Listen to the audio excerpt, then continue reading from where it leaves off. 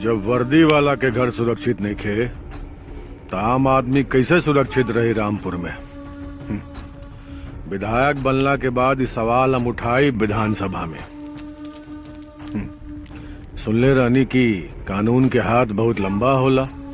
पहलवान, कानून के पास ताकत भी होला और दिमाग भी। केहू से पूछ ले, पता चल जाई। पहलवान के दिमाग घुटना में होला। ए दरोगा, एकदम चुप।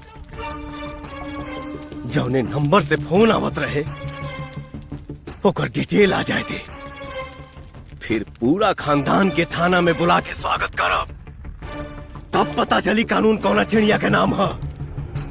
कौनो सबूत ना मिली तोहरा, 1 महीना बाद हम विधायक बन जाएगी। तई महीना तोहरा कैलेंडर के आखिरी महीना बा। तोहरा विधायक बनला से पहले तोहर मौत हमरे हाथे हुई। ई लोहा सिंह के वादा बा।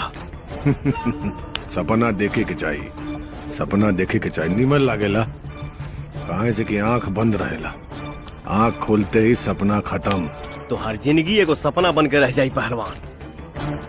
अब 24 घंटा आंख खोल के रख या बंद करके,